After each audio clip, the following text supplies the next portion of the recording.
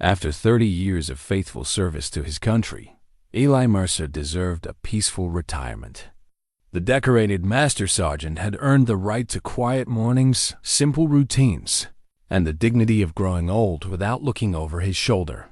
His daily shave was supposed to be just another small ritual of civilian life.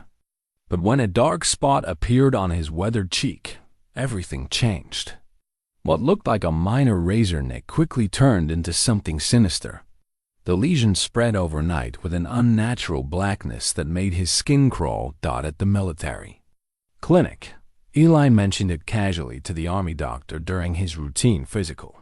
The doctor's reaction was immediate and terrifying. Within minutes, Eli found himself in quarantine, surrounded by hazmat suits and hushed conversations about classified programs that were supposed to be destroyed decades ago. The pathogen in his system wasn't random. It was a weapon from his past, one that someone had deliberately reactivated. Now Eli faced his most dangerous mission yet. How do you fight an enemy that's already inside you? Before we jump back in, tell us where you're tuning in from. And if this story touches you, make sure you're subscribed, because tomorrow I've saved something extra special for you. Asterisk. The morning had started like any other in Eli Mercer's carefully constructed civilian life. His modest two-bedroom ranch house on Maple Street reflected the discipline of 30 years in the Army, everything in its place. Surfaces clean, corners squared away. At 56, Eli had traded his combat boots for well-worn work boots, his tactical gear for flannel shirts and comfortable jeans. The transition hadn't been easy, but he'd worked hard to build something resembling peace.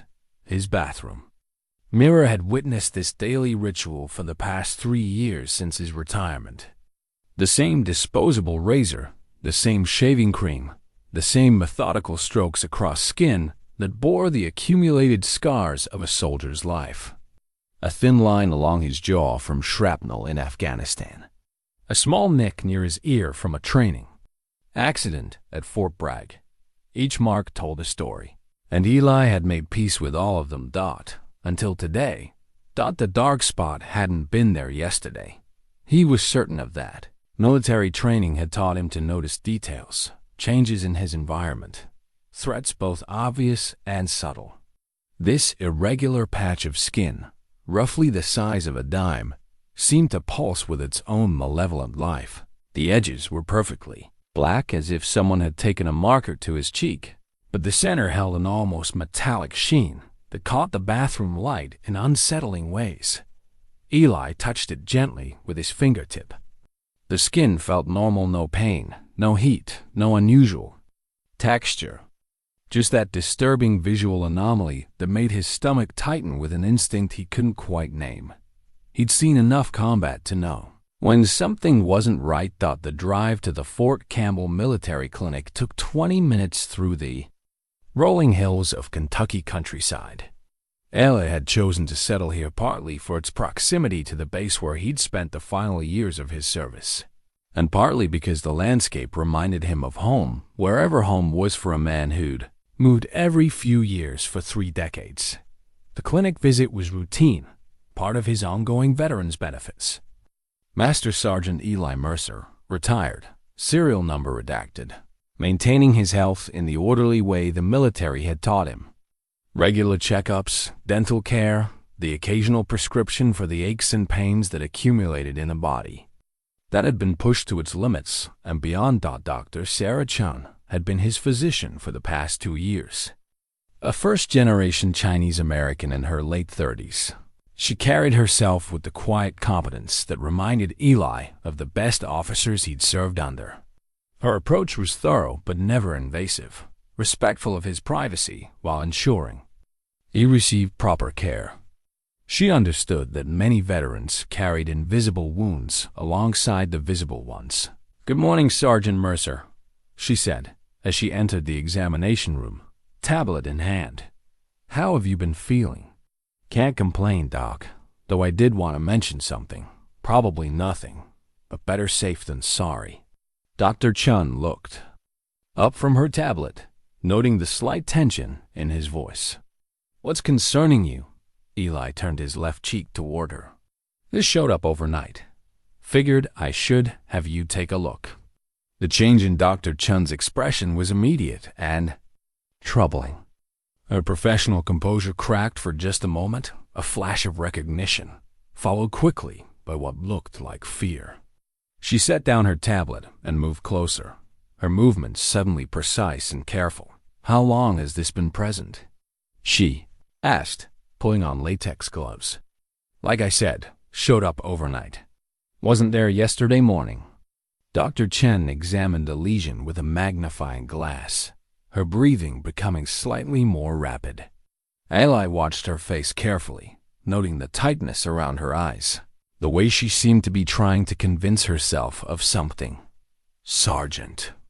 Mercer, I need to ask you some questions about your service record. Were you ever deployed to the Balkans? Specifically Bosnia, during the mid-1990s. The question hit Eli like a physical blow. Bosnia. Operation Nightfall. The mission that still haunted his dreams 28 years later. Why do you ask? Please, just answer the question. It's important. Yes. 1994. Classified mission. Small unit. Why? Dr. Chun stepped back from the examination table, her face pale.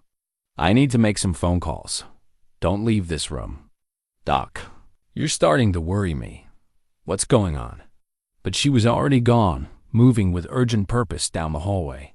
Through the thin walls, Eli could hear her voice, tense and rapid, though he couldn't make out the words. Military training kicked in, automatically assessed the situation, identify potential threats, plan multiple exit routes. The examination room suddenly felt smaller. The cheerful medical posters on the walls seemed to mock him. Anatomy charts, vaccination schedules, reminders about annual checkups, all the mundane concerns of civilian healthcare. None of it explaining why a simple skin blemish had triggered such an extreme reaction. 20 minutes passed before Dr. Chun returned, accompanied by two people Eli didn't recognize. A man in an expensive suit who carried himself like intelligence services and a woman in army dress uniform bearing the eagles of a full colonel. Their faces were grim, professional masks that revealed nothing. Sergeant Mercer, Dr. Chen said, her voice carefully controlled. These are Colonel Hartford and Dr. Webb from the CDC. They need to ask you some questions. Colonel James Hartford stepped forward first. Eli recognized the type career officer, probably West Point. Definitely someone who'd spent more time behind a desk than in the field. His handshake was firm, but lacked the calluses of a soldier who'd actually carried a rifle. Master Sergeant, I'm Colonel Hartford, Dodd Medical Research Command. This is Dr. Marcus Webb from the Centers for Disease Control. We need to discuss your current medical situation. Dr. Webb was harder to read. Mid-50s, graying hair, pale skin that suggested he spent most of his time indoors. His handshake was soft, clinical, but his eyes held an intensity that made Eli uncomfortable. Gentlemen, with respect, I'd like to know what's going on. Dr. Chum looked at a spot on my face, and suddenly I've got federal agents in my examination room. Not agents, Dr. Webb corrected smoothly. Medical professionals. Dr. Chun was right to contact us. The lesion, you're presenting with matches the profile of a biological agent we've been monitoring. Biological agent? Eli's voice remained steady, but internally alarms were sounding. You mean like a weapon? We need to run some tests, Colonel Hartford interjected. For your safety and the safety of others, we're going to need to keep you. You're under medical observation. Keep me here? For how long? That depends on what we find, Dr. Webb said. I understand this is concerning, but we need to determine if you've been exposed to something dangerous. Eli looked at each of them in turn. Dr. Chun wouldn't meet his eyes. Colonel Hartford's expression was professionally neutral. Dr. Webb watched him with the focused attention of a scientist studying a specimen. This is about Bosnia, isn't it? Eli said quietly. The silence that followed confirmed his suspicion.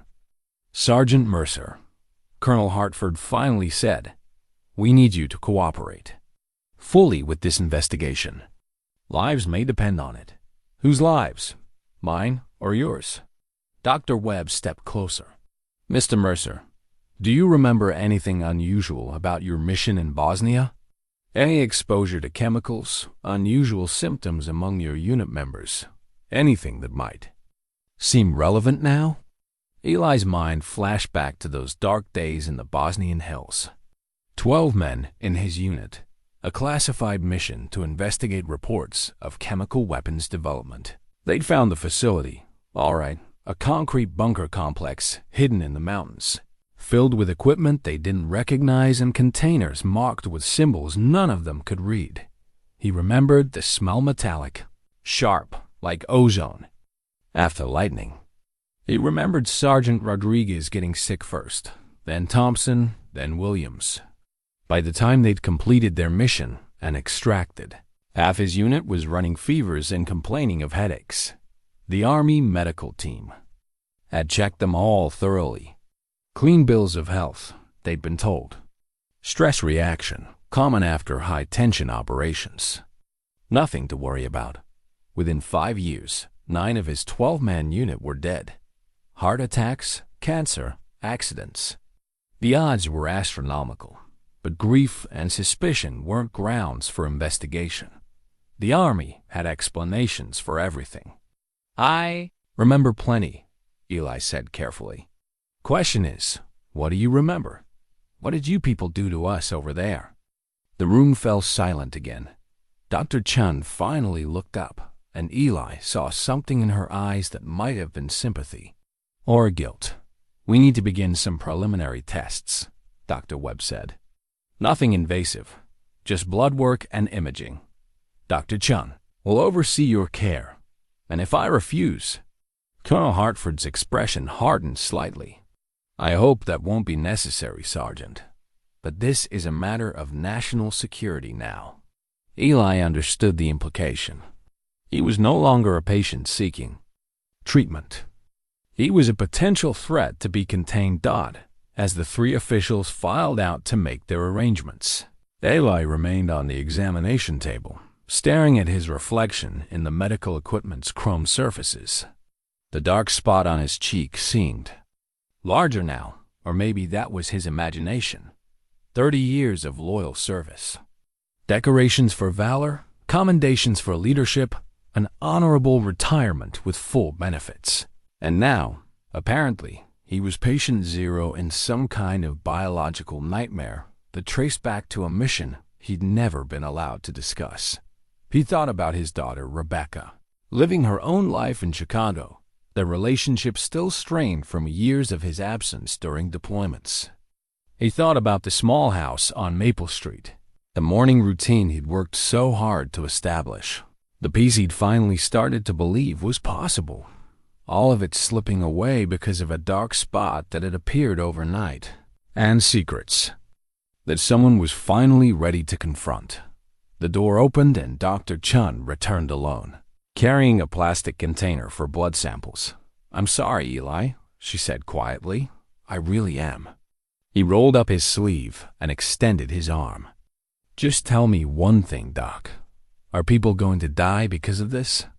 Dr. Chun prepared the needle, her hand steady despite the gravity of the situation.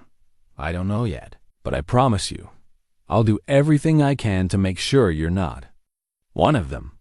As the needle found his vein and his blood began to fill the container, Eli wondered if that promise was one she could keep. In his experience, promises from people in authority had a way of becoming casualties when larger interests were at stake. The blood looked normal red, warm, human. Whatever was growing on his face, whatever had been done to him 28 years ago in the mountains of Bosnia, it was hidden well beneath the surface, but it was there. And judging by the reactions he'd seen today, it was something much worse than anyone had ever told him. Dr. Chen returned 2 hours later with results that confirmed Eli's worst fears. Her face was drawn, exhausted, as if she'd aged years in the span of a single afternoon. Behind her came Dr. Webb, carrying a thick folder and wearing the expression of a man who'd found exactly what he'd hoped not to find. The preliminary blood work shows the presence of an unknown biological agent. Dr. Chen began, her voice carefully professional. Something we've never seen before, but that matches certain theoretical profiles in our database. Theoretical profiles? Eli asked. You mean you've been looking for this thing? Dr. Webb stepped forward. Mr. Mercer, what I'm about to tell you is classified at the highest levels. The pathogen in your system was part of a research program called Project Lazarus, conducted in the early 1990s. The program was officially terminated and all samples destroyed in 1995. Officially terminated, Eli repeated, but not actually terminated. The program was shut down after ethical concerns were raised about human testing protocols. All research materials were supposed to be incinerated. Eli felt the first stirring of real anger. Human testing protocols. You're talking about my unit, aren't you? We weren't investigating a chemical weapons facility. We were the test subjects. The silence that followed was answer enough. Dr. Chun pulled up a chair, sitting at eye level with Eli, a gesture that suggested she was about to deliver particularly bad news. The agent appears to be designed for selective memory modification. Initial exposure causes flu-like symptoms, followed by gradual memory degradation targeting specific types of experiences. What kinds of experiences? Combat memories, classified information, traumatic events that might compromise operational security. Eli stared at her, the full horror of it settling in. You used us as guinea pigs for some kind of mind control. Weapon. The program was conceived as a way to help soldiers recover from PTSD, Dr. Webb said defensively. To selectively remove traumatic memories while leaving core personality and skills intact. And instead it killed most of the test subjects within 5 years. The pathogen proved unstable, causing progressive neurological deterioration and eventually systemic organ failure. Eli thought about his unit: Rodriguez, Thompson, Williams, all the others who died young. Heart attacks that made no sense. For men in their 30s. Cancers that progressed too quickly. Accidents that seemed to cluster around certain dates. How many survived the initial exposure? He asked. Dr. Webb consulted his folder. According to our records, none. You're the first documented survivor we've encountered, but not the only survivor. Dr. Webb's hesitation was telling. We've had reports of other cases in recent months. Veterans from your unit presenting with similar symptoms, but they died before we could study them properly. Study them properly, Eli repeated, his voice hardening. Is that what you're planning to do with me? We need to understand why you've survived when others haven't, Dr. Chun said. Your blood shows antibodies that suggest your immune system has somehow adapted to fight the pathogen. That adaptation could be the key to developing a treatment for other affected individuals. Other affected individuals? I thought you said the program was shut down. Dr. Webb shifted uncomfortably. There appeared to be secondary exposures occurring. We're not sure how or why, but the pathogen has shown up in several locations across the country in recent weeks. Eli's phone buzzed with a text message.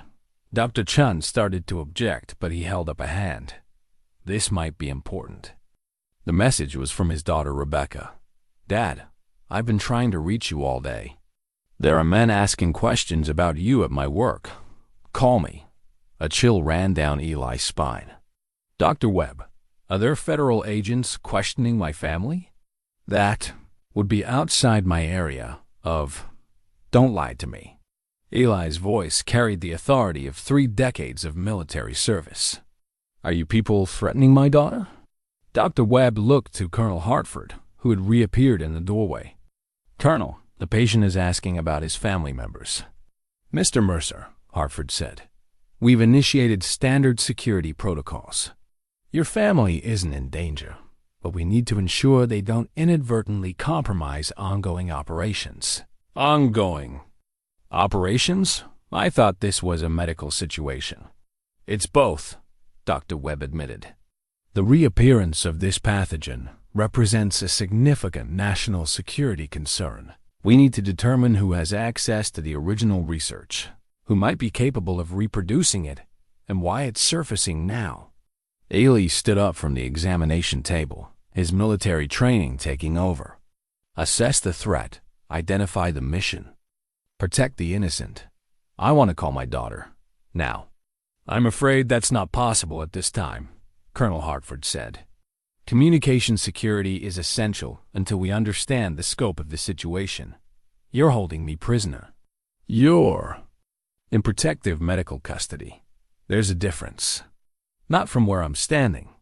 Dr. Chun moved between them, her hands raised peacefully. Eli, I understand your concerns about Rebecca. I have contacts who can verify her safety without compromising security protocols. But right now, we need to focus on your medical condition. What? About my medical condition? Other than the spot on my face, I feel fine. The pathogen has a long incubation period, she explained. Your teammates didn't show serious symptoms for months or even years after exposure. The fact that you're showing external manifestations suggests the infection has reached a critical stage. Critical how? Dr. Webb pulled out a series of photographs from his folder. These are images from other recent cases. What you're experiencing now is just the beginning. The photographs showed progression that made Eli's stomach turn. Skin lesions that spread across entire faces, blackened and corrupted. The before and after shots of men who looked like they'd aged decades in a matter of weeks. Final images from hospital beds, bodies wasted and minds clearly gone. This is what killed my unit. This is what happens when the pathogen completes its cycle, Dr. Webb confirmed. The external lesions appear first, followed by rapid physical and mental deterioration. Most subjects become catatonic within 6 weeks of initial symptoms. Eli looked at his reflection in the medical equipment again. The dark spot did seem larger than it had been that morning. How long do I have? Based on previous cases, 4 to 6 weeks before serious symptoms manifest. But your blood work suggests something different is happening. Your immune system's fighting back in ways we've never seen before. Fighting back how? Dr. Chun showed him a tablet displaying complex medical charts. Your white blood cell count is elevated, but in a good way. Your body is producing antibodies specific to this pathogen. It's almost as if you're developing immunity rather than succumbing to infection. Almost as if someone designed me to survive it, Eli said quietly. The room went silent. That's not possible, Dr. Webb said quickly. The original research protocols didn't include any immunity factors. Then explain why I'm still alive when everyone else is dead. Dr. Webb and Colonel Hartford exchanged glances. There was something. They weren't telling him. Some piece of the puzzle they were holding back. Eli's phone buzzed again. Another text from Rebecca. Dad, please call. The men said you were in some kind of medical emergency. I'm scared. I need to call my daughter, Eli said firmly. If you want my cooperation with your tests and research, I need to know she's safe. Colonel Hartford considered this for a long moment. 5 minutes. Supervised call. No discussion of medical details or location. Dr. Chun handed him the room's phone and dialed Rebecca's number. When she answered, Eli could hear the strain in her voice immediately. Dad, are you okay? These people said you were in the hospital. I'm fine, sweetheart. Just some routine medical tests that are taking longer than expected. Are you safe? I think so. They asked a lot of questions about your military service, about whether you'd ever mentioned any health problems or strange symptoms. Dad, what's going on? Eli looked at Dr. Webb, who was monitoring the call with obvious tension. I can't explain. Everything right now, but I need you to be very careful. Don't talk to anyone else about our family or my service record. Can you do that for me? You're scaring me. I know, and I'm sorry, but I need you to trust me. Go stay with Sarah for a few days, just until I can sort this out. Dad, Rebecca, please, just do this for me." After he hung up, the room remained silent for several minutes. Finally, Dr. Webb spoke. "Mr. Mercer, there's something else you need to know. The pathogen isn't just reappearing randomly. Someone is deliberately releasing it. We've identified at least 6 different exposure sites across the country in the past month. Someone's weaponizing it? Someone who has access to the original research protocols and the capability to reproduce the pathogen. Which means someone who was involved in Project Lazarus from the beginning."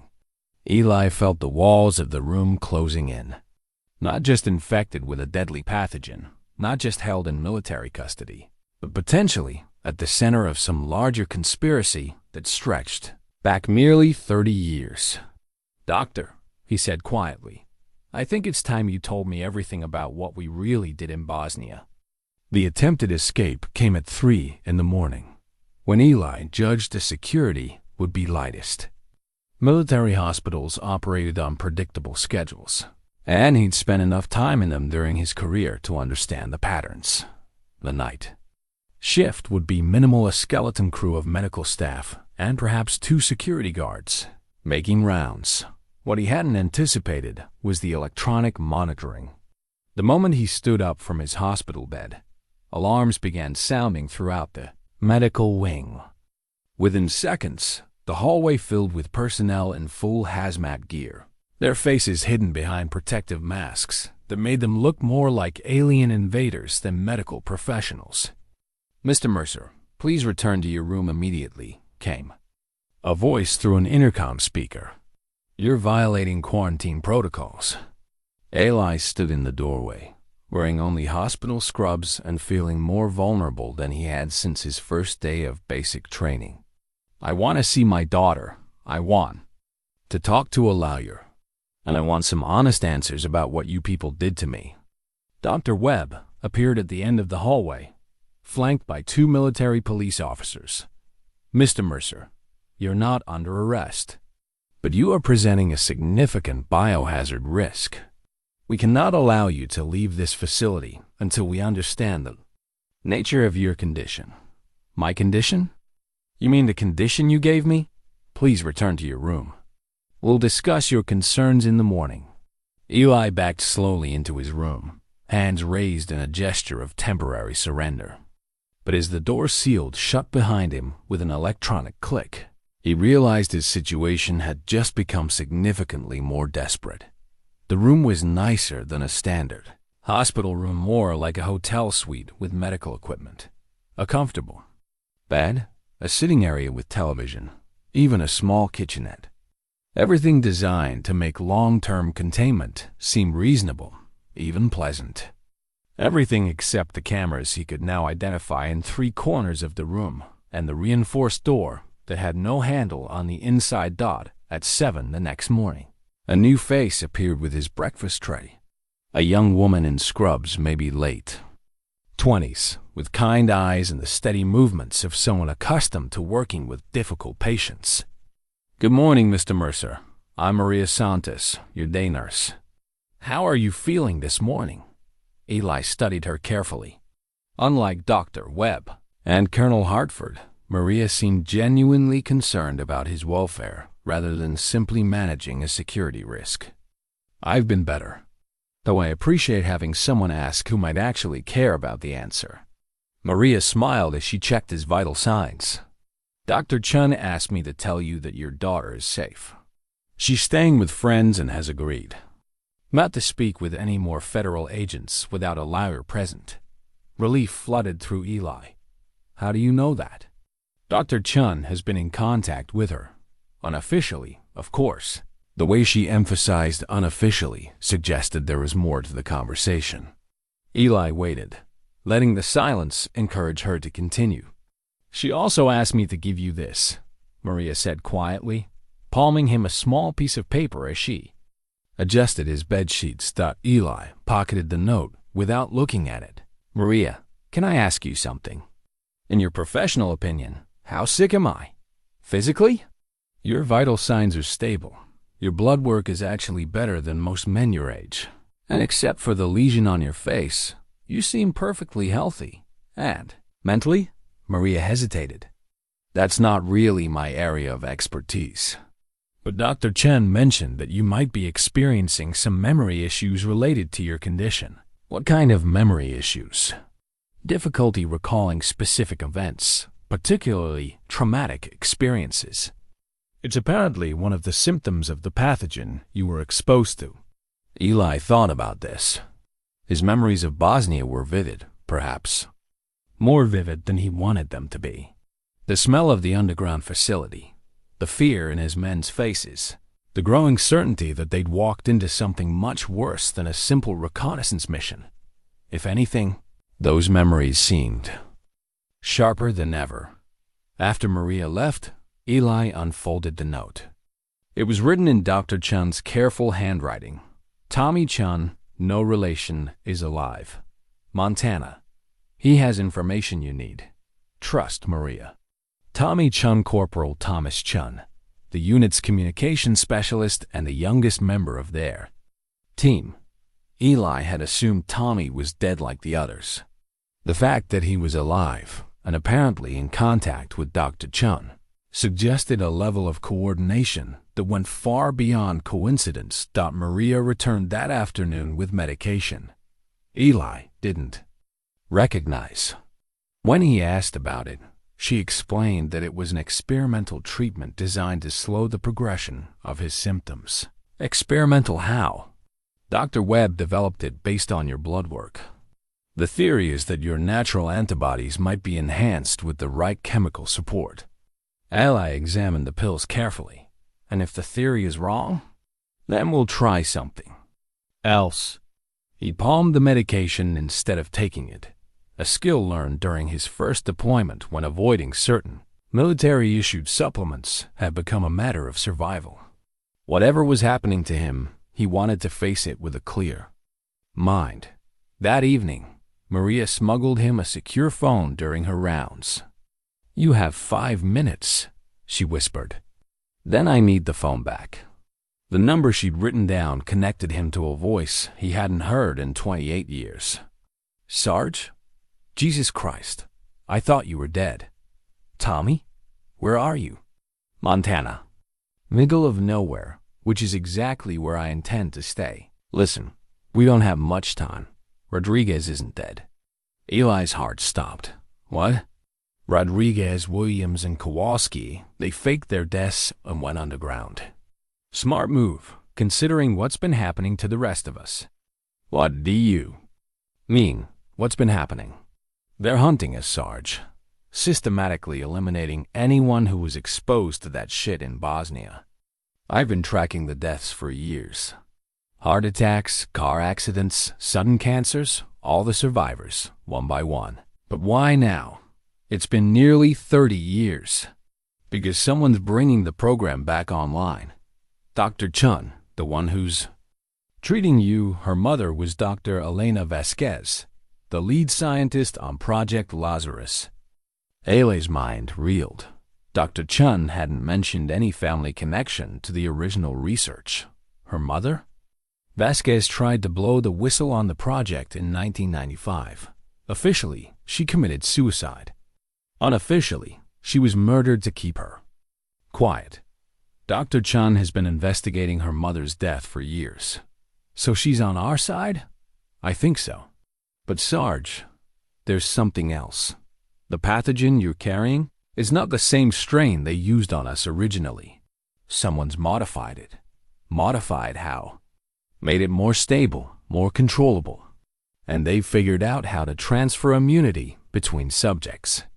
Your blood contains antibodies that could protect other people, but only if they can extract and synthesize them properly. They want to turn me into a vaccine? They want to turn you into a weapon. The modified pathogen can be customized to target specific genetic markers, specific ethnic groups, even specific individuals. Your immunity factors could make it possible to deploy biological weapons while protecting friendly forces. Eli felt the full weight of the conspiracy settling on his shoulders. Not just a medical mystery, but a weapons program with global implications. Tommy, I need you to contact Rebecca. Make sure she's really safe. Already done. She's in protective custody with some people I trust. Military types who've been watching this situation develop. What people? Let's just say you're not the only veteran who's been asking uncomfortable questions about Project Lazarus. Maria appeared in the doorway, signaling that time was up. Tommy, one more question. How do I get out of here? You don't, Sarge. You make them need you more than they fear you. And Sarge, don't trust anyone in a uniform. This goes all the way to the top.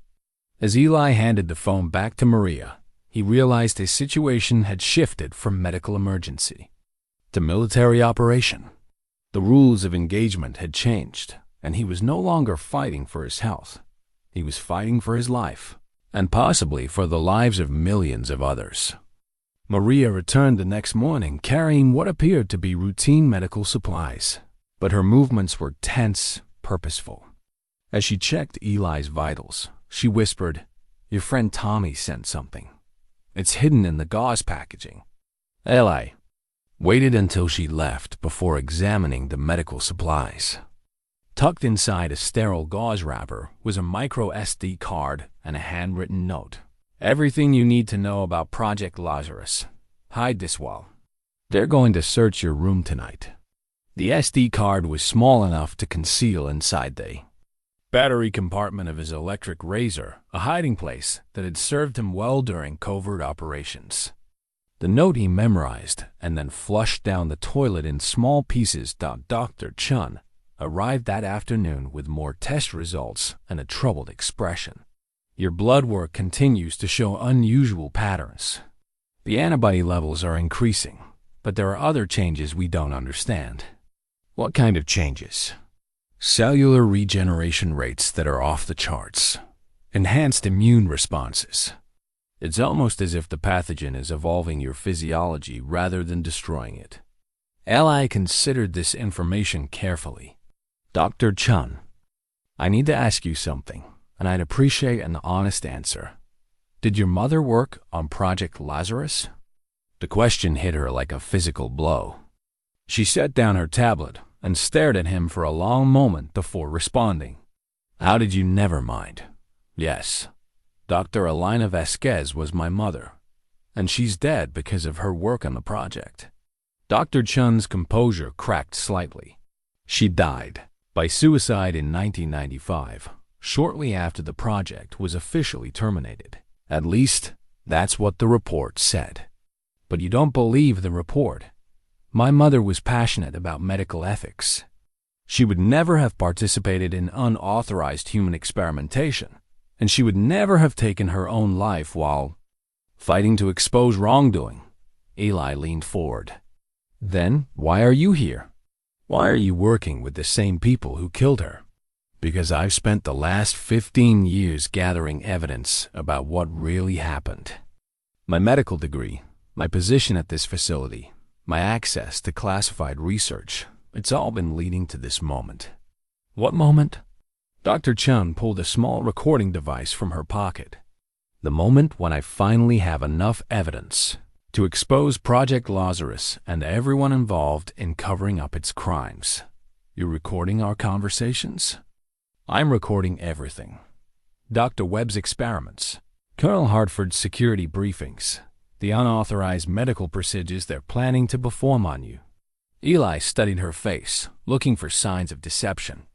Military training had taught him to read people, to identify threats and allies in complex situations. Dr. Chun's body language suggested genuine conviction, but also desperation. "Sarah? Can I call you Sarah? What exactly are they planning to do to me?"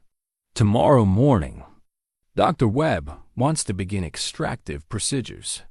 He believes your antibodies can be harvested and synthesized to create both vaccines and enhanced weapons." Extractive procedures. That sounds ominous. Bone marrow extraction, spinal fluid sampling, tissue biopsies from the infected areas. The procedures themselves aren't necessarily fatal, but the quantities he wants to extract are. Eli absorbed this information with the calm of a soldier receiving mission parameters. Fear was counterproductive. Planning was essential. How long do we have? The procedures are scheduled for 0800 tomorrow. But Eli, there's something else. Rebecca is missing. The words hit him like shrapnel. What do you mean missing? She never arrived at her friend's house. The protective detail lost contact with her 12 hours ago. Eli's military training warred with paternal instinct. His daughter was in danger, possibly dead, while he was trapped in a medical facility being prepared for vivisection. Who has her? We don't know. It could be the same people who've been eliminating your unit members. It could be foreign agents interested in the pathogen research. Or it could be someone within our own government who's using her as leverage. Maria appeared in the doorway with Eli's evening medication. As she handed him the pills, she whispered, "Tommy's people found her. She's safe, but they had to move fast." Someone was watching her friend's house. Relief flooded through Eli, followed immediately by renewed determination. His daughter was alive, but the situation was escalating beyond medical containment into active warfare. After Maria left, Dr. Chan continued her briefing. There's more you need to know about the original project. The facility you investigated in Bosnia wasn't abandoned. It was fully operational, funded by a joint American-European research consortium. You're saying we were sent to attack our own facility? You were sent to retrieve specific research materials while creating plausible deniability for the program's existence. The enemy chemical weapons facility story was cover for what was essentially a theft operation. Eli's memories of the mission began shifting, details that hadn't made sense at the time now falling into place. The lack of resistance they'd encountered. The way certain areas of the facility had been too clean, too organized for an abandoned site. The specific containers they'd been ordered to secure and transport. We weren't investigating anything. We were transporting biological weapons. You were transporting the pathogen samples that would become the foundation for human testing. Your unit's exposure was deliberate, the first field trial of Project Lazarus. And the other exposures? The secondary cases you mentioned? Dr. Chun pulled out a map marked with red dots across the United States. 14 confirmed cases in the past 6 months. All veterans from various conflicts, all exposed during what they believed were routine medical examinations. Someone's been systematically infecting veterans? Someone's been systematically testing different versions of the pathogen. Your case is unique because you're showing immunity rather than deterioration. But the others, she showed him photographs, similar to the ones Dr. Webb had shared, but these were more recent, the deterioration more advanced. Jesus Christ. How many people are we talking about? Potentially thousands. The pathogen can be aerosolized, introduced through water supplies, even transmitted through skin contact under the right conditions. If someone wanted to deploy it as a weapon, an alarm began sounding throughout the facility. Emergency lights bathed the hallway in red, and Eli could hear boots running. Orders being shouted. Dr. Chun checked her phone. Security breach in the East Wing. Someone's trying to break in. Or break out, Eli said grimly. Through the reinforced window of his room, Eli could see vehicles surrounding the facility. Not government vehicles.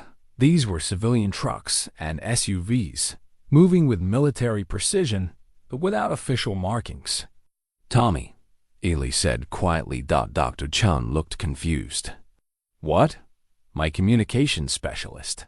He's staging a rescue operation. The lights went out, replaced by emergency power that cast everything in an eerie amber glow. In the distance, Eli could hear what sounded like gunfire. "Dr. Chun, I need you to make a choice right now. Are you on the side of truth, or are you on the side of the people who killed your mother?" She looked at him for a long moment, then walked to the door and swiped her keycard. The electronic lock disengaged with a soft click. "I've been preparing for this moment for 15 years, she said. "Let's go find out what they're really hiding." Eli retrieved the SD card from his razor and pocketed it. Whatever was on that card, whatever Tommy had discovered about Project Lazarus, it was about to become the most important intelligence in the world. As they moved into the hallway, Dr. Chun handed him a hospital scrub top and pants in military colors. "Tommy's people sent these. They figured you'd want to look like a soldier again." Eli pulled on the clothes, feeling some of his confidence return with the familiar fit and colors. For the first time in days, he wasn't a patient or a prisoner. He was Master Sergeant Eli Mercer, and he had a mission to complete. The gunfire was getting closer, accompanied by the sound of shattering glass and shouted orders. Through the facility's intercom system, Dr. Webb's voice could be heard coordinating security responses. "All personnel to evacuation stations. Initiate Containment Protocol 7. Prepare for specimen transport." "Specimen transport?" Eli asked. Dr. Chun's face went pale. "They're going to move you to a more secure facility, somewhere they can complete the extraction procedures without interference. Not if I can help it." As they moved through the darkened corridors toward the sound of the sound. Rescue operation. Eli felt the familiar calm of approaching combat. His body might be infected with an unknown pathogen. His daughter might be in hiding, and he might be at the center of a conspiracy that reached the highest levels of government. But he was no longer alone, and he was no longer passive. The war for the truth about Project Lazarus was about to begin. The rescue operation unfolded with military precision that spoke to professional planning and execution. Tommy's team had studied the facility layout, identified security weaknesses, and coordinated their assault to maximize confusion while minimizing casualties. Eli recognized the tactics, small unit operations designed to extract personnel from hostile territory. But Dr. Webb's response was equally professional. Within minutes of the initial breach, the facility had transformed from a medical center into a fortress. Blast doors sealed critical areas, armed security teams moved through the corridors, and emergency protocols initiated lockdown procedures that trapped everyone inside. "They're treating this like a terrorist attack," Dr. Chun observed as they moved through service corridors toward the sound of fighting. "They're treating this like exactly what it is," Eli replied. "A military operation to secure classified assets." The service corridor led to a maintenance area where they encountered Maria Santos, no longer in nurse's scrubs but wearing tactical gear and carrying military-grade communications equipment. "Sergeant Mercer," she said, her voice now carrying the crisp authority of a professional soldier. "Lieutenant Maria Santos, Army Intelligence. I've been undercover here for 6 months investigating Project Lazarus." Eli studied her with new appreciation. How many people are actually who they claim to be in this place? Dr. Chun is legitimate, but she's been cooperating with our investigation. Dr. Webb and Colonel Hartford are both compromised. They've been running unauthorized biological weapons research using federal resources. And General Hayes?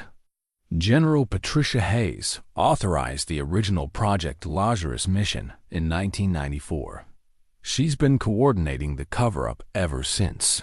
The pieces were falling into place, creating a picture of institutional conspiracy that spanned decades and reached the highest levels of military command. "Lieutenant," Santos handed Eli a secure radio. "Tommy's coordinating the extraction from outside. We have vehicles standing by, but we need to reach the east parking structure. What about the other infected veterans? The recent cases Dr. Webb mentioned. Some are already in our protective custody. Others, she hesitated, others didn't survive long enough to be rescued. Dr. Chun pulled out the SD card Tommy had smuggled to Eli. This contains everything we've been able to gather about the original research, Dr. Webb's current experiments, financial records showing funding sources, communication logs with foreign agents. Foreign agents? Eli asked. The pathogen research has attracted international attention. Several governments have been trying to acquire the technology, either through purchase or theft. Lieutenant Santos checked her watch. We need to move. Security teams are conducting floor-by-floor searches, and they have orders to eliminate any witnesses. They moved through the facility using emergency exit routes that Santos had mapped during her months of surveillance. The sounds of the firefight echoed through the building, but they encountered no direct resistance until they reached the main elevator banks. Dr. Webb emerged from a side corridor with 2 armed security guards, blocking their path to the exit. Dr. Chun, I'm disappointed, he said, his voice carrying more sadness than anger. Your mother would have been proud of the medical advances we've achieved using her research. My mother would have been horrified by what you've done with her. Work, Dr. Chun replied. Your mother was naive about the realities of biodefense. In a world where our enemies are developing biological weapons, we cannot afford to be defenseless. Eli stepped forward. Dr. Webb, you used American soldiers as test subjects. You murdered civilians to protect your research. You violated every ethical principle that medical research is supposed to uphold. I've protected American lives by ensuring we have the tools necessary to defend against biological attacks. The casualties were regrettable but necessary. Regrettable? Eli's voice carried 30 years of military authority. You killed my friends. You experimented on us like laboratory animals. You tried to erase our memories to cover up your crimes. Dr. Webb's expression hardened. Mr. Mercer, you have no idea what you're interfering with. The pathogen research has applications beyond biodefense. We're on the verge of breakthroughs in treating Alzheimer's disease, PTSD, even genetic disorders, using research stolen from victims you murdered, using research that could save millions of lives. Lieutenant Santos raised her weapon. Dr. Webb, order your men to stand down. This facility is now under investigation by Army intelligence. Army intelligence has no jurisdiction over CDC operations. It does when those operations involve unauthorized human experimentation and biological weapons development. The standoff lasted several tense seconds before Tommy's voice crackled through Eli's radio. Sarge, we're in position. Each parking structure is secure. Dr. Webb's security guards raised their weapons, but Lieutenant Santos was faster. Her shots were precise, professional, designed to disable rather than kill. Both guards went down with shoulder wounds that would prevent them from returning fire without causing permanent damage. Dr. Webb raised his hands in surrender, but his expression remained defiant. You have no idea what you've unleashed. There are other facilities, other research programs. Stopping this one won't end anything. Maybe not, Eli said, but it's a start. As they secured Dr. Webb and moved toward the exit, Dr. Chun downloaded files from her laptop onto multiple storage devices. Everything we've documented about the current operations. Patient records, experimental data, communication logs. Will it be enough to expose the conspiracy? Eli asked. It's enough to start congressional investigations and criminal prosecutions. But Dr. Webb is right about one thing. This is bigger than just one facility. They reached the east parking structure to find Tommy Chun waiting with a small convoy of vehicles and a team of armed veterans. Seeing his old communications specialist after 28 years was surreal. Tommy had aged, grayed, but still carried himself with the alert competence that had made him invaluable in Bosnia. Sarge, Tommy said, clasping Eli's hand. Good. To see you're still breathing. Good to see you're not as dead as I thought you were. What's our extraction plan? Multiple safe houses, secure communications, and enough firepower to discourage pursuit. We've got Rodriguez and Williams waiting at the primary site. Rodriguez is alive? Rodriguez, Williams, and Kowalski. We faked our deaths years ago when we realized someone was hunting the unit. Been investigating this thing ever since. As they loaded into the vehicles, Eli looked back at the medical facility. Emergency vehicles were arriving, federal agents were establishing a perimeter, and the media would undoubtedly be following soon. The secret of Project Lazarus was about to become very public. But as Tommy's convoy pulled away into the night, Eli realized their fight was just beginning. Dr. Webb's words echoed in his mind. Other facilities, other research programs. The conspiracy was larger than one rogue medical operation. It was a systematic effort to weaponize human biology, and they had just declared war on the people responsible for it. The safe house was a converted barn in rural Kentucky, 30 miles from the nearest town and surrounded by enough open ground to provide clear sightlines in all directions. Tommy had chosen the location well defensible, isolated, and equipped with communications gear that would allow them to monitor federal response to the facility raid. Seeing Rodriguez and Williams alive was like witnessing resurrections. Master Sergeant Miguel Bull Rodriguez looked older, grayer, but his eyes still held the steady intensity that had made him Eli's most trusted non-commissioned officer. Staff Sergeant David Williams appeared more weathered, marked by years of living off the grid, but his technical skills had clearly remained sharp, judging by the sophisticated surveillance equipment he'd assembled. "Sarge," Rodriguez said, embracing Eli with the fierce affection of soldiers who'd shared moral danger. "We heard about your condition. How are you holding up?" "Better than expected. Better than I should be, according to the doctors." Williams looked up from his computer screens. "That's because you got a different version of the pathogen than the rest of us. Dr. Vasquez modified your exposure before they killed her." Dr. Chun, who had been quietly reviewing the files they'd rescued from the facility, looked up sharply. "What do you mean, modified his exposure?" "Your mother figured out what Project Lazarus was really about 3 days before the Bosnia mission," Williams explained. "She tried to stop it, but when she couldn't, she sabotaged it instead." He pulled out a blood-stained notebook, the journal of Dr. Elena Vasquez, hidden for 28 years and recovered from her personal effects by her daughter. "She injected you with a modified version of the pathogen, Sarge, something that would trigger immunity rather than deterioration. She couldn't save the whole unit, but she could save one person who might eventually expose the truth." Eli stared at the journal, understanding finally dawning. "She turned me into a walking antidote." "More than that," Dr. Chun said, her voice thick with emotion as she read her mother's notes. "She turned you into evidence. Your blood contains not just antibodies, but genetic markers that prove the pathogen was artificially created. You're living proof that Project Lazarus violated international law." Tommy was monitoring communications from federal agencies responding to the facility breach. Media's picking up the story. CDC is claiming it was a terrorist attack on a medical research facility, but some of the files Dr. Chun released are already making it onto news websites. "What's the official response?" Lieutenant Santos asked. "Damage control.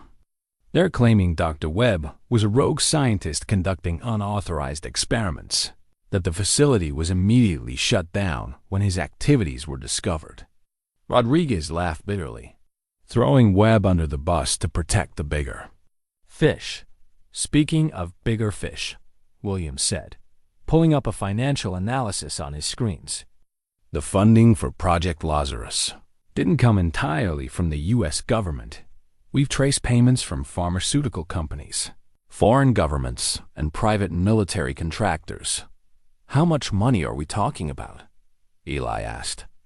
Over the past 5 years, close to $2 billion. Someone's been planning a major deployment of biological weapons, and they needed our research to make it viable. Dr. Chun was deep in her mother's journal, her face growing paler with each page. There's something else. The pathogen wasn't just designed to modify memory. It was designed to make people more susceptible to behavioral conditioning. You mean mind control? Santos asked. I mean, creating soldiers who follow orders without question, civilians who accept authority without resistance, populations that can be controlled through chemical rather than political means. The implications hit the room like a physical blow. This wasn't just about biological weapons. It was about fundamental changes to human nature, the weaponization of consciousness itself. Eli's secure phone buzzed with an encrypted message from Rebecca. Dad, I'm safe, but people are asking questions about you on the news. Are you really okay? He texted back. I'm fine. Stay where you are until I give the all clear. This is bigger than we thought. Tommy looked up from his communications array. Sarge, we've got a problem. Federal agents are conducting raids on the homes of every veteran who served in Bosnia between 1990 and 1995. How many veterans are we talking about? Hundreds. They're claiming it's a public health emergency, mandatory medical screening for potential biological contamination. Williams pulled up news feeds showing federal agents in hazmat suits removing people from their homes. They're not just screening them. They're taking them into custody. For what? Dr. Chun looked up from the journal with horror in her eyes. For harvesting.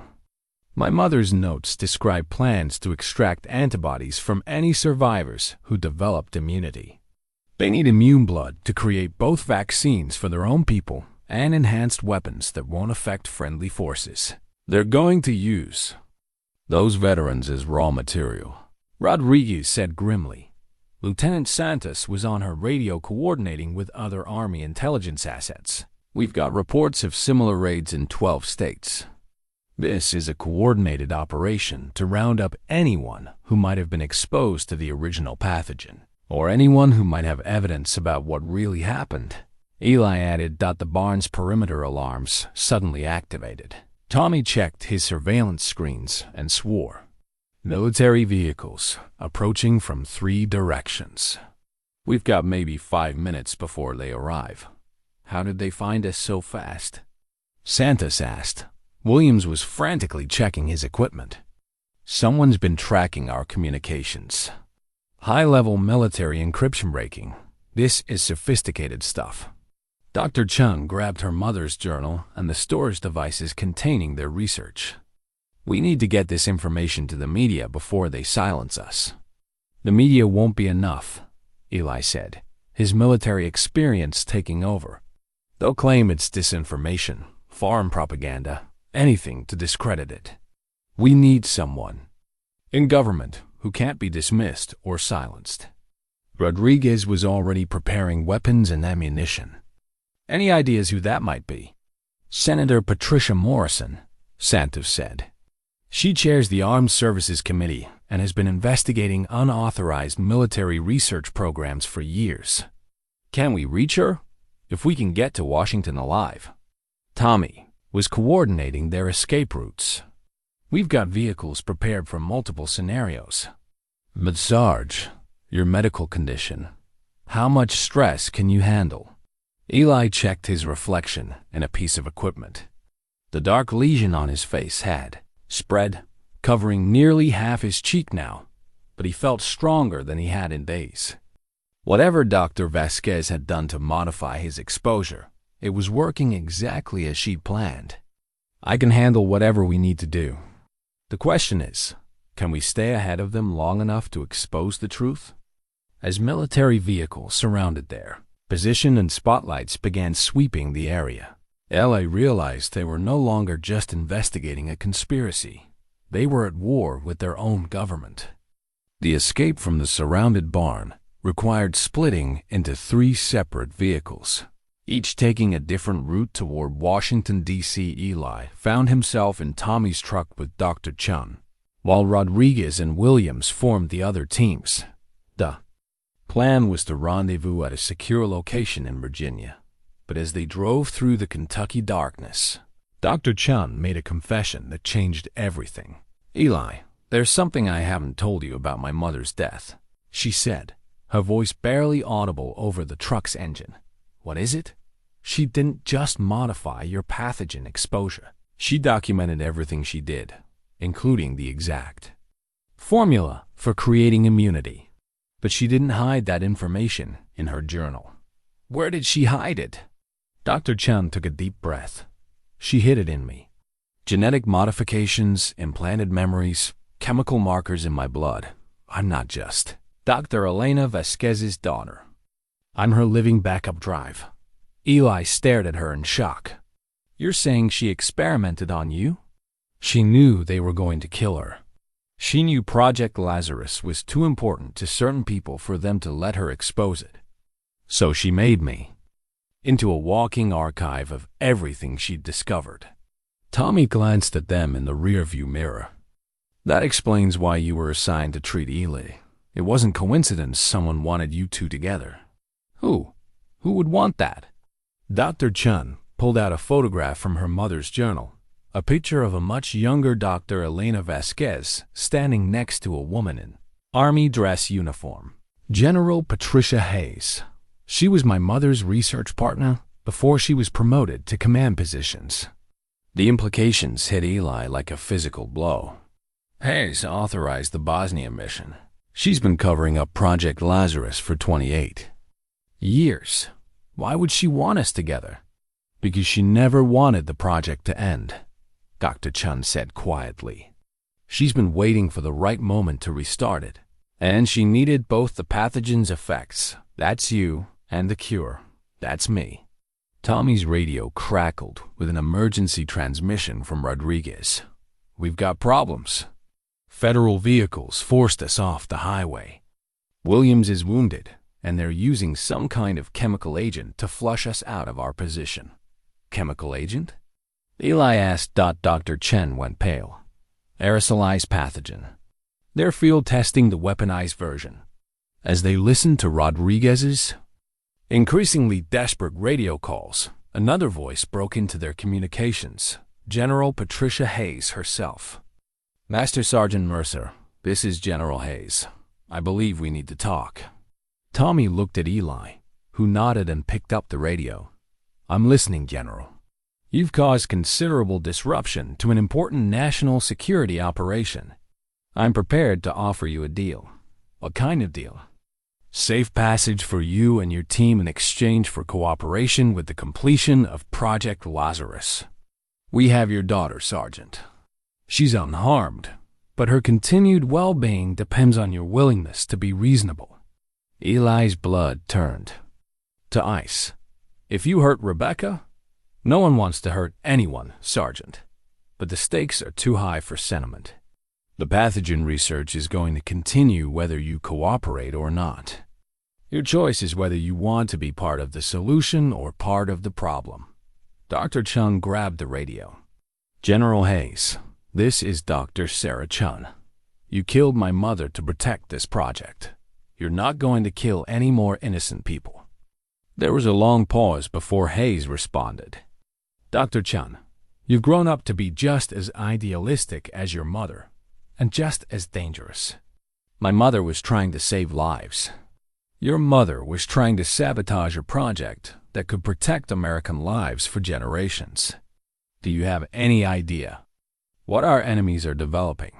Biological weapons that could kill millions, genetic bombs that could target specific ethnic groups, mind control agents that could turn our own people against us. So you decided to develop them first?" "I decided to ensure that America would never be defenseless against biological attack. Project Lazarus isn't just about weapons, it's about survival." Tommy had been quietly monitoring other radio frequencies while they talked.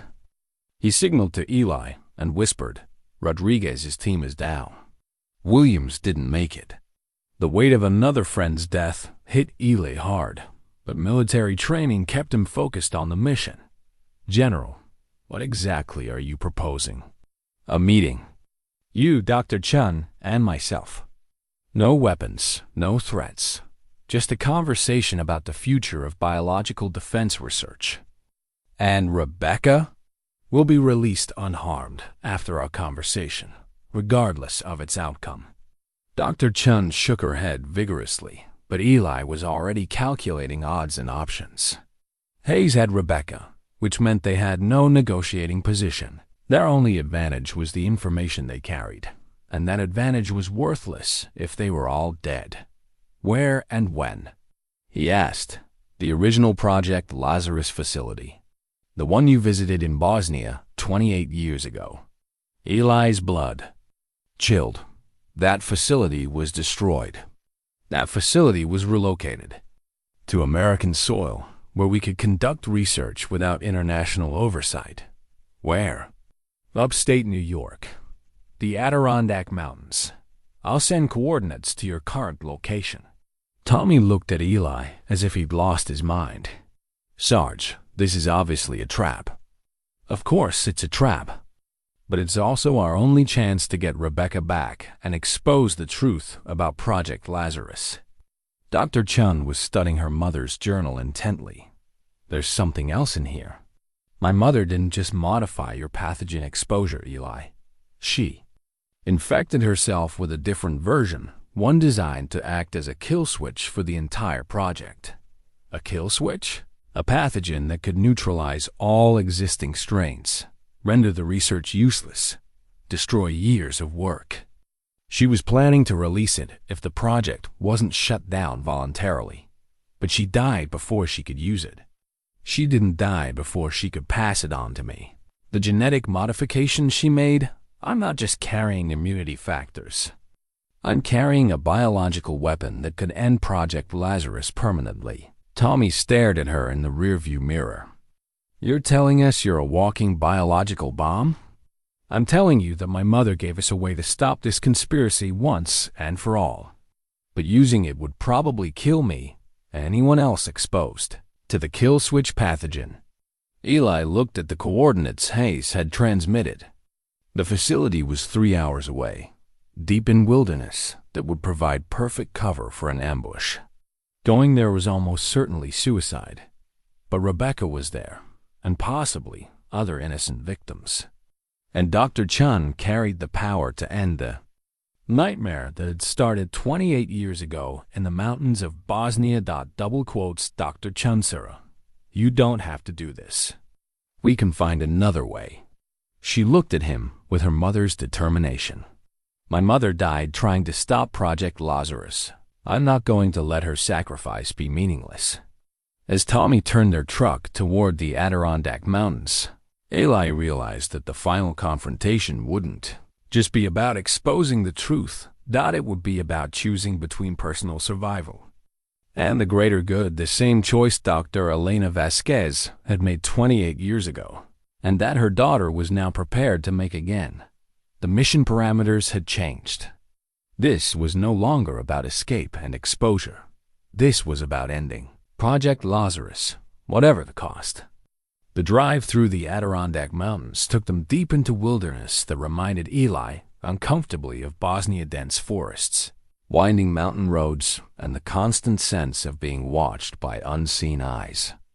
Tommy had been monitoring military communications during the journey, and what he discovered painted a picture of a massive federal operation mobilizing around their destination. Air traffic control shows military aircraft converging on the area, Tommy reported. Transport, helicopters, medical evacuation units, and at least 3 fighter jets maintaining patrol patterns. They're either expecting a war or they're planning one, Eli observed. Dr. Chun had been quiet for most of the journey, studying her mother's journal and preparing for what might be her final mission. There's more information in here about the kill switch pathogen. My mother designed it to be triggered by specific environmental conditions, temperature, humidity, and exposure to the original Project Lazarus strains. What kind of trigger? Tommy asked. Physical contact with someone carrying active pathogen markers, like Eli. Eli looked at her sharply. You're saying that if we touch, it could activate your mother's weapon? It's designed to require conscious activation, not accidental contact. But yes, if I choose to trigger it while in physical contact with you, the kill switch would activate and spread through the facility's ventilation system, killing everyone inside. Killing everyone exposed to any strain of the Project Lazarus pathogen. The original version, the modified versions, the weaponized variants, all of it would be neutralized. The coordinates Hayes had provided led them to what appeared to be an abandoned mining operation, rusted equipment, boarded up buildings, and warning signs about unstable ground. But Tommy's military experience identified the signs of active camouflage, too clean rust, strategically placed debris, and security cameras disguised as broken equipment. This is a front, he said. The real facility is underground.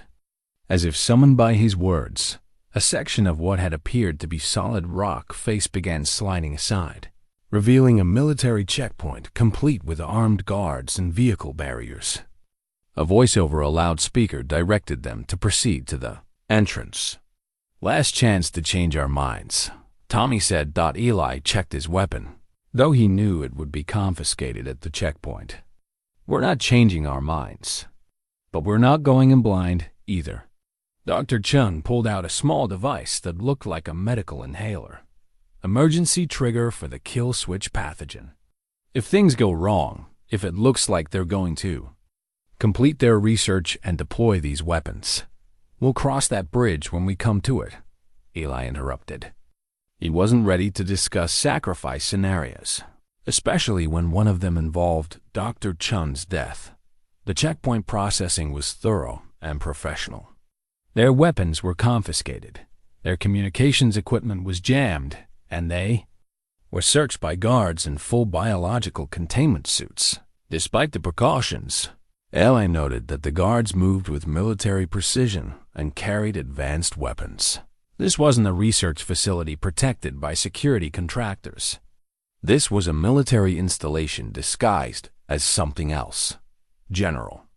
Hayes met them in what appeared to be a reception area, but Eli recognized it as a decontamination chamber. She wore army dress uniform with ribbons and decorations that spoke to a distinguished career. But her eyes held the cold calculation of someone who'd made too many compromises in pursuit of a greater good. Master Sergeant Mercer, welcome back. To Project Lazarus, she said, extending her hand. I apologize for the circumstances, but I think you'll find our current facility more impressive than the one you visited in Bosnia. Eli didn't take her hand. Where's my daughter? Rebecca is safe and unharmed. You'll see her shortly. But first, I want you to understand what we've accomplished here. She led them through corridors that looked more like a hospital than a military. Place clean, well lit, filled with medical equipment and personnel in lab coats. But Eli's trained eye noticed the defensive positions built into the architecture, the reinforced doors, and the subtle but omnipresent security cameras. Project Lazarus has evolved significantly since your initial exposure, Hayes explained as they walked. What began as research into memory modification has become the foundation for breakthrough treatments in neurological disorders, genetic diseases, and psychological trauma, and biological weapons, Dr. Chun added coldly. Defense capabilities. Hayes corrected. Dr. Chun, your mother was brilliant, but she couldn't see the larger picture. In a world where our enemies are developing weapons of mass destruction, we cannot afford to be defenseless. They passed laboratories where researchers in containment suits worked with equipment Eli didn't recognize. Through observation windows, he could see test subjects, people strapped to medical tables, connected to monitoring equipment, their faces bearing the telltale lesions of pathogen exposure. Who are they? He asked. Volunteers, Hayes said without conviction. Individuals who've chosen to contribute to medical research that could save millions of lives.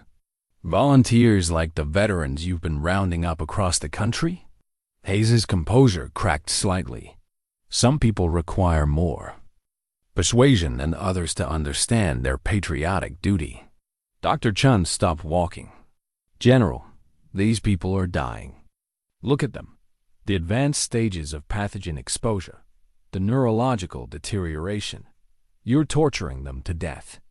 We're gathering essential data about pathogen progression and immunity development. Dr. Chun, your unique genetic modifications make you invaluable to this research.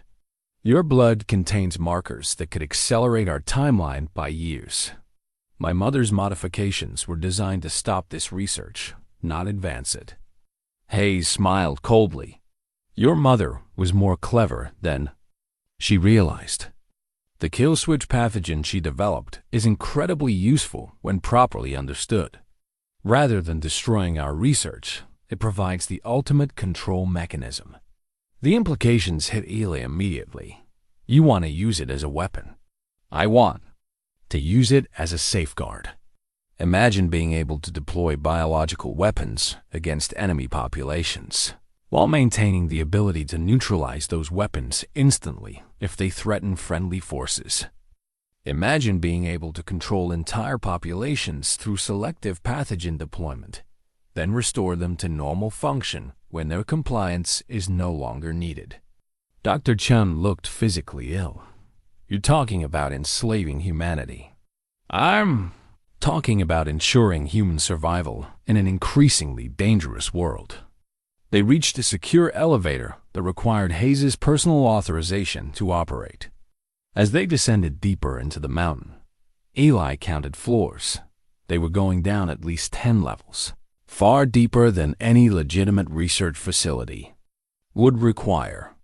General, he said, before we go any further, I want proof that Rebecca is alive and unharmed. Hayes pulled out a tablet and showed him a video feed. Rebecca sat in what appeared to be a comfortable room, reading a book, seemingly unaware that she was being monitored. She looked tired but uninjured. She believes she's in protective custody while her father receives medical treatment. Hayes explained, which, in a sense, is true.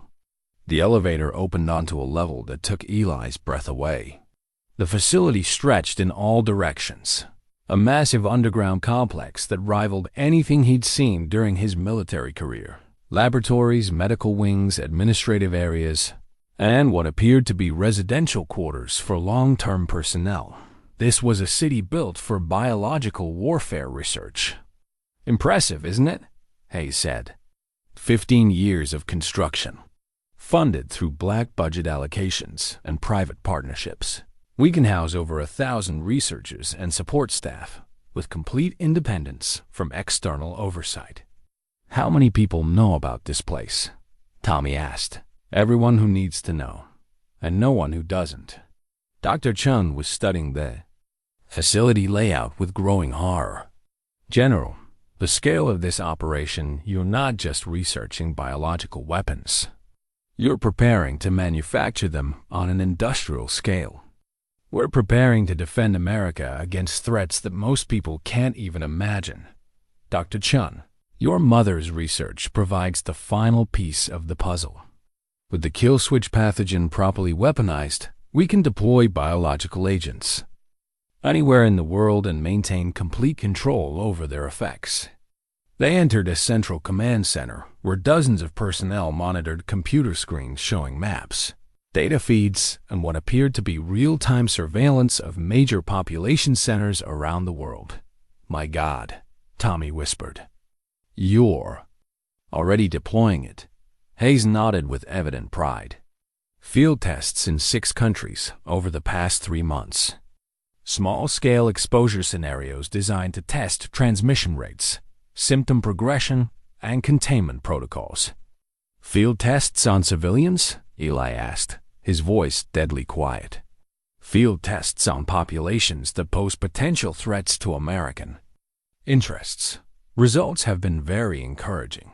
Dr. Chun stepped closer to the monitoring screens. These people have no idea they've been infected. They're going about their daily lives while you use them as laboratory animals. They're contributing to research that will ultimately protect global stability. By dying horrible deaths for your data collection. Hayes' expression hardened. Dr. Chun, your emotional attachment to individual casualties is exactly the weakness. That prevented your mother from seeing the larger picture. Sometimes sacrifices are necessary for the greater good. On the screens, Eli could see data streams showing infection rates, symptom progression, and mortality statistics. Thousands of people in 6 different countries, all unknowingly participating in biological weapons testing that would kill most of them within months. General, he said, his military training warring with moral outrage. This isn't defense. This is genocide. This is preparation for a world where biological weapons are inevitable. Would you prefer that America be defenseless when our enemies deploy their weapons? I'd prefer that America not become the enemy. Hayes led them to a final destination, a medical suite where Rebecca sat in what she clearly believed was a comfortable waiting room. When she saw Eli, she jumped up and ran to him. Dad, they said you were sick, that you needed special treatment. Are you okay? Eli held his daughter close, feeling her warmth and vitality while surrounded by the machinery of death. I'm okay, sweetheart. Everything's going to be okay. But even as he spoke the words, he knew they might not be true. Hayes had brought them here for a reason, and that reason was becoming terrifyingly clear. Mr. Mercer, Hayes said, Dr. Chun, I've shown you the scope and importance of our work. Now I need your cooperation to complete it. What exactly are you asking us to do? Dr. Chun asked. Mr. Mercer, your blood contains immunity factors that we need to synthesize on a large scale. Dr. Chun, your genetic modifications contain the kill switch pathogen that we need to weaponize properly. Together, you represent the completion of 28 years of research. And if we refuse? Hayes gestured to the monitors showing global deployment scenarios. Then, we proceed without your cooperation, but with significantly less precision and control. More casualties, less predictable outcomes. You're going to deploy these weapons regardless of what we do, Eli realized. The deployment scenarios are already in motion. Your cooperation would simply make them more humane and more effective. Dr. Chun looked at the emergency trigger device in her hand, then at Eli, then at Rebecca. The weight of impossible choices was visible in her expression. General, she said quietly, there's something you don't understand about my mother's kill switch pathogen. What's that? It wasn't designed to be controlled. It was designed to destroy everything. All pathogen research, all infected subjects, all research facilities. Using it doesn't just end Project Lazarus. It ends everyone connected to Project Lazarus. Hayes' confident expression faltered for the first time. That's not possible. Our analysis shows. Your analysis is based on incomplete data. My mother never shared the complete formula with anyone. She made sure that using her weapon would require the ultimate sacrifice. The command center fell silent as the implications sank in. Dr. Chun held the power to end the nightmare of Project Lazarus, but using that power would likely kill everyone in the facility, including Rebecca. Eli looked at his daughter, then at Dr. Chun, then at the monitors showing thousands of innocent people being used as unwitting test subjects. The final choice was approaching, and there were no good options left. The silence in the command center stretched for long seconds as everyone processed Dr. Chen's revelation. General Hayes was the first to recover, her military training reasserting control over her shock. Dr. Chen, I think you're bluffing. Your mother was a scientist, not a terrorist. She wouldn't have created a weapon that could kill innocent people. My mother created a weapon that could kill everyone connected to Project Lazarus, Dr. Chun corrected. She didn't consider anyone involved in human experimentation to be innocent. Hayes gestured to her security personnel, who began moving into defensive positions around the command center. Even if what you're saying is true, you wouldn't activate such a weapon while your friends and the girl are here. Dr. Chun looked at Rebecca, then at Eli.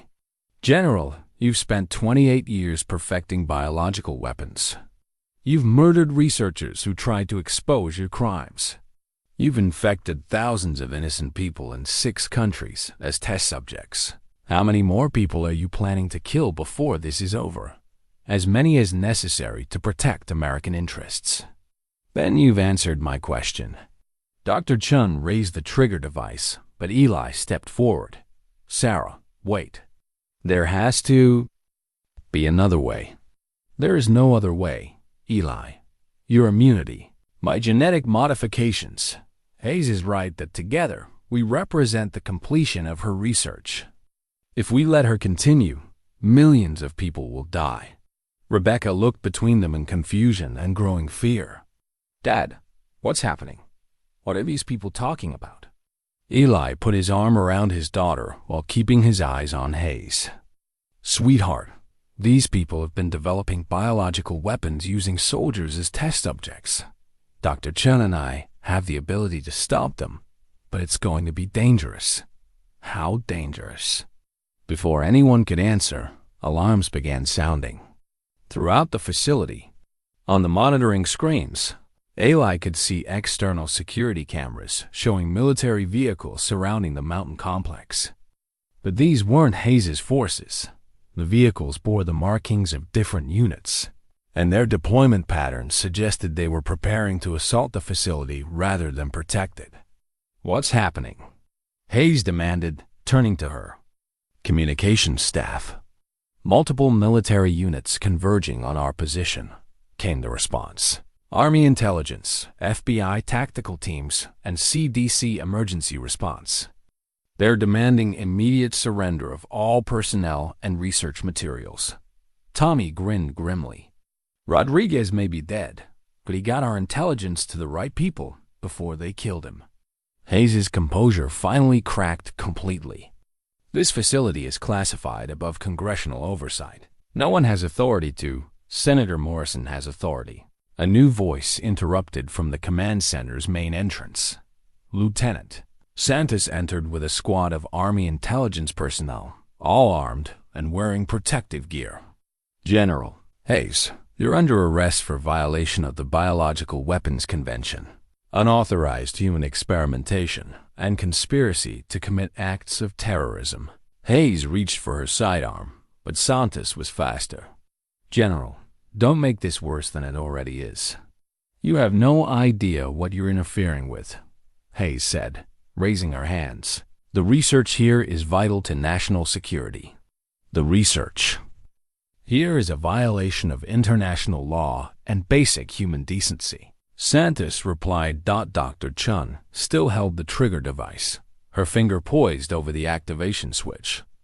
Lieutenant, how many people are in this facility? Approximately 300 personnel, plus an unknown number of test subjects in the medical wings. And how many people will die if General Hayes' weapons program continues? Santos looked at the monitoring screens showing the global deployment scenarios. Potentially millions. Double quotes. Dr. Chun nodded grimly. Then we still have a choice to make. Eli moved closer to her. Sarah, if you activate that weapon, you'll kill yourself and everyone else here, including innocent people who were just following orders. Those innocent people have been torturing test subjects for months. They've been developing weapons of mass destruction. They've been participating in genocide. Some of them, maybe, but not all of them, and definitely not Rebecca. Dr. Chun looked at Rebecca, who was pressed against Eli's side in obvious terror. I'm sorry. I really am. But if we don't stop this here, your daughter is going to grow up in a world where biological weapons are the norm. There has to be another way, Eli insisted. There is another way, Santos said suddenly. Dr. Chun, the kill switch pathogen. Your mother developed. Does it have to be deployed through facility ventilation? It's designed to spread through any available vector. Air, water, physical contact. Then we can control its deployment. Limited release, targeted application to research materials and infected subjects only. Dr. Chun shook her head. It doesn't work that way. Once activated, the pathogen spreads until it encounters a compatible host. It would affect everyone in the facility. Hayes, who had been silent during the exchange, suddenly spoke up. Dr. Chun, there's something you don't know about your mother's research. Something we discovered after her death. What? The kill switch pathogen was designed with a safety mechanism. It can be neutralized with the right antidote, administered within a specific time window. Dr. Chun stared at her. You're lying. Your mother was too smart to create a weapon without a failsafe. The antidote formula is in her personal research. Notes stored in our archives. Even if that's true, why would you tell me? Hayes' expression was desperate now.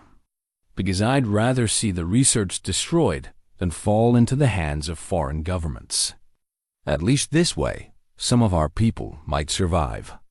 Eli studied Hayes' face, looking for signs of deception. Military training had taught him to read people under stress, and Hayes appeared to be telling the truth.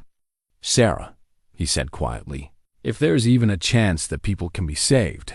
Dr. Chun's finger hovered over the trigger for several more seconds before she slowly lowered the device.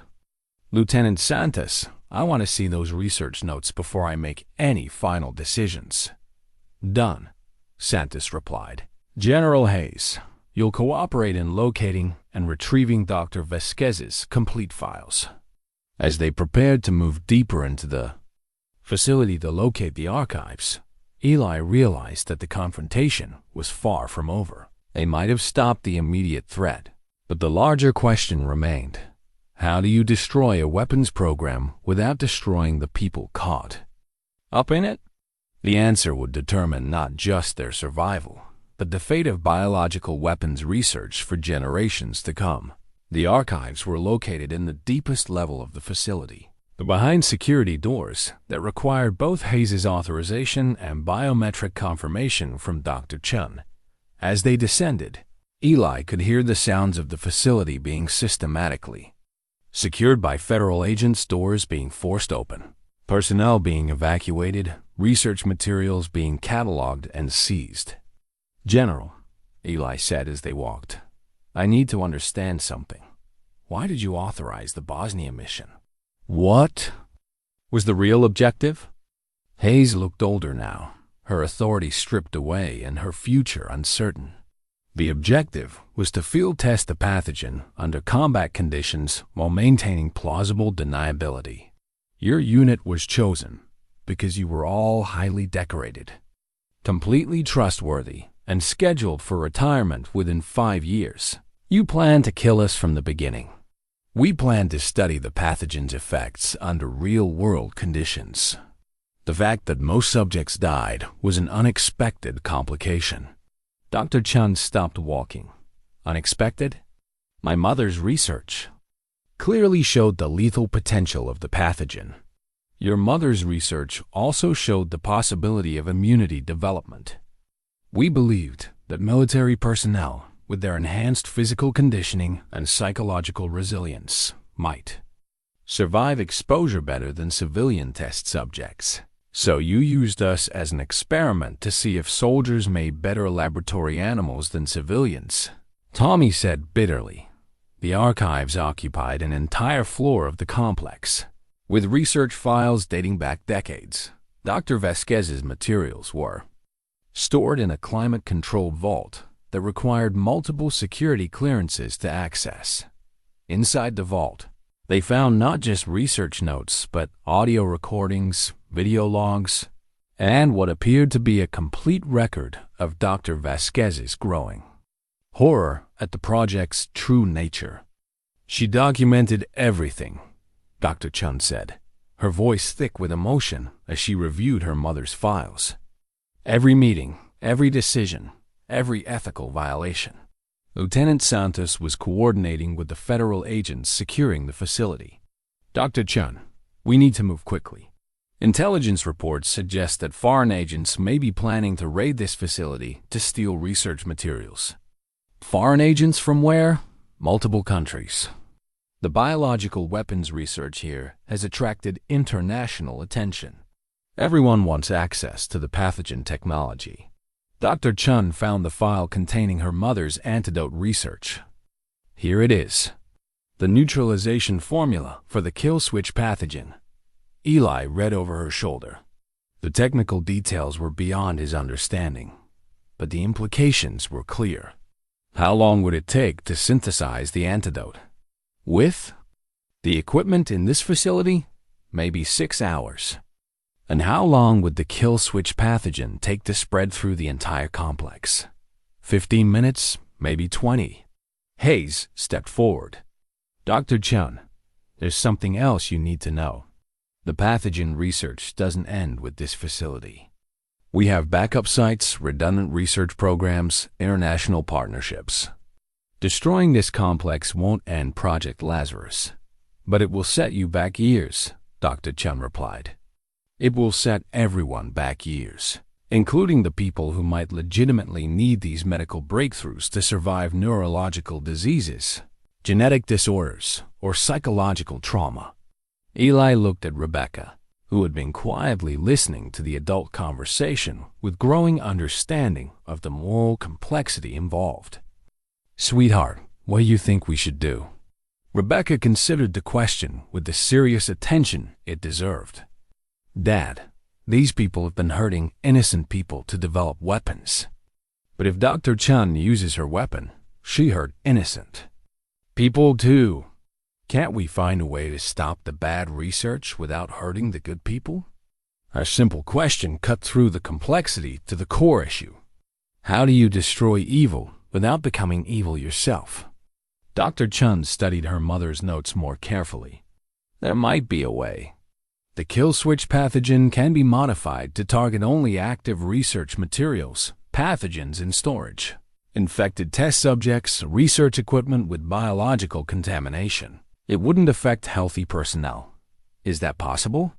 Santos asked. My mother designed multiple versions of the kill switch. The one I carry is the most comprehensive, but there are more selective variants described in her notes. Hayes looked genuinely surprised. Your mother created multiple biological weapons? She created multiple tools for ending biological weapons research. The question is whether we can synthesize the selective variant quickly enough to deploy it before foreign agents arrive. Explosions echoed through the facility as the first assault teams breached the outer perimeter. On the security monitors, they could see armed personnel and unmarked gear moving through the upper levels. Decision time, Santos said. We can evacuate everyone and let foreign agents steal the research, or we can destroy the research and risk casualties. Dr. Chun looked at the antidote formula, then at the trigger device in her hand. There's a third option. We synthesize both, the selective kill switch and the antidote, simultaneously. Deploy the weapon to destroy research materials, then deploy the antidote to protect personnel. That's incredibly risky, Eli said. Everything we've done has been incredibly risky. As gunfire erupted in the levels above them, Dr. Chun made her choice. She handed the trigger device to Eli and moved toward the laboratory equipment. I need 20 minutes to synthesize both compounds. Can you hold them off that long? Eli checked his borrowed weapon and looked at Tommy and Santos. We've held off worse odds than this. Rebecca hugged him tightly. Dad, be careful. I will. Sweetheart, and Rebecca?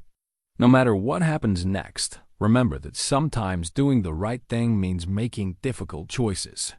As they prepared for the final confrontation, Eli realized that 28 years after Bosnia, he was finally completing the mission. Dr. Elena Vasquez had started ending Project Lazarus, whatever the cost.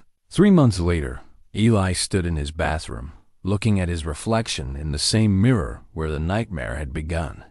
The dark lesion on his cheek had faded to a barely visible scar, and his morning shave had returned to being a simple ritual, rather than a daily reminder of biological warfare. The synthesis had worked. Dr. Chun's selective kill switch pathogen had destroyed every trace of Project Lazarus research materials while leaving personnel unharmed. The antidote had neutralized the weapon before it could spread beyond the facility, and the foreign agents who'd breached the complex had found nothing but empty laboratories and sterilized equipment. But the cost had been significant. General Hayes was serving a life sentence in a federal prison, her distinguished military career overshadowed by decades of war crimes. Dr. Webb had died during the facility assault, killed by foreign agents who believed he was trying to destroy research. They wanted to steal. Colonel Hartford had cooperated with federal investigators and received a reduced sentence in exchange for exposing the full scope of the conspiracy. The congressional hearings had lasted weeks, with Eli testifying before packed chambers about the human cost of unauthorized biological weapons research. His testimony, combined with Dr. Chun's documentation and the evidence they'd recovered from the facility, had led to new legislation requiring congressional oversight of all biodefense research and international treaties banning selective memory modification weapons. But perhaps the most significant change was personal. Rebecca had moved back to Kentucky to be closer to her father, their relationship strengthened by the shared experience of facing impossible choices and making them together. She'd enrolled in pre-med courses at the University of Louisville, inspired by Dr. Chun's example of using medical knowledge to protect rather than harm. Dr. Chun herself had accepted a position with the World Health Organization, leading an international task force dedicated to monitoring and preventing biological weapons development. Her mother's research had become the foundation for legitimate medical treatments for PTSD, Alzheimer's disease, and genetic disorders. The positive applications Dr. Elena Vasquez had originally envisioned. Tommy had returned to Montana, but now he worked openly with veteran advocacy groups rather than hiding in remote cabins.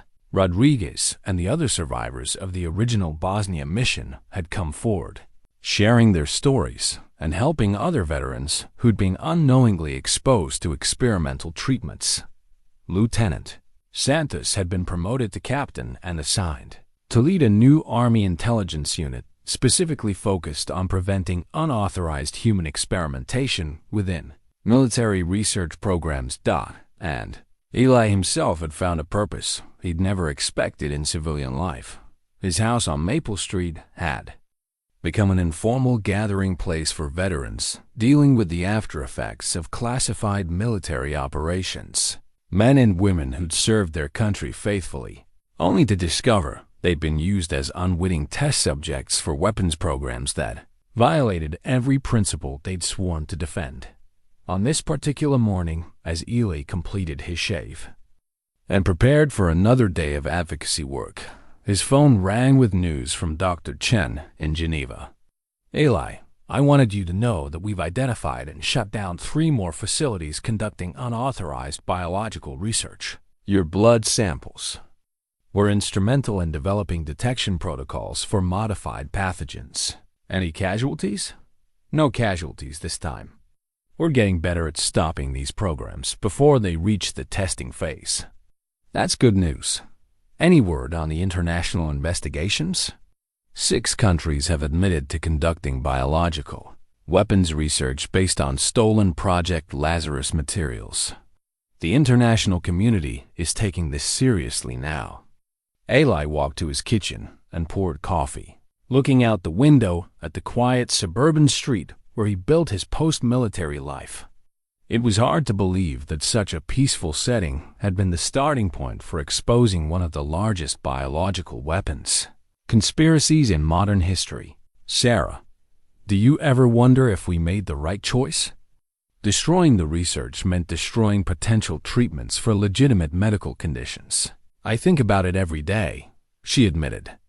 But then I remember the thousands of people who were infected without their knowledge.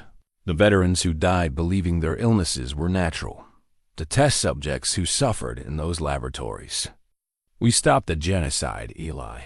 Whatever medical advances we might have lost, they weren't worth that cost. After ending the call, Eli reviewed his schedule for the day. A meeting with Senator Morrison's staff about strengthening oversight legislation. A counseling session with a Vietnam veteran who'd recently discovered his Agent Orange exposure had been part of an unauthorized study. A conference call with international human rights organizations about establishing protocols for identifying biological weapons testing. It wasn't the retirement he'd planned, but it was meaningful work that used skills he'd developed over 30 years of military service. Rebecca arrived for lunch, bringing updates from her medical studies and questions about the ethical implications of biodefense research. Their conversations had become a form of therapy for both of them, processing the trauma of their experience while channeling it into constructive action. "Dad," she said as they sat down to eat, "I've been accepted into the CDC's infectious disease program. If I get the position, I'll be working on legitimate medical applications of pathogen research." Eli smiled with pride. His daughter had chosen to enter the same field that had nearly destroyed their family, but she was doing it with full knowledge of both its potential and its dangers. "Your mother would be proud," he said. Rebecca's mother had died in a car accident during one of Eli's deployments, another casualty of military life that he'd carried as guilt for years. "I think she'd be proud of both of us," Rebecca replied. That evening, as Eli performed his nighttime routine, he paused again at the bathroom mirror. The face looking back at him showed the accumulated wear of 56 years, including the stress of recent months. But it also showed something that hadn't been there before: peace with his choices and confidence in his purpose. The dark spot that had started everything was gone, but its legacy would continue. Every veteran who received proper medical care instead of experimental treatment. Every research program subjected to ethical oversight. Every international agreement preventing the weaponization of human biology. Dr. Elena Vasquez's sacrifice had not been in vain. Her daughter's courage had made a difference. And Master Sergeant Eli Mercer had finally completed his most important mission: protecting the innocent from those who would use science as a weapon against humanity. As he turned off the bathroom light and headed to bed, Eli reflected on the strange journey that had brought him here. Sometimes the most important battles are fought not on foreign battlefields, but in the quiet spaces where individuals choose between personal safety and moral courage. He had chosen courage, and the world was safer for it.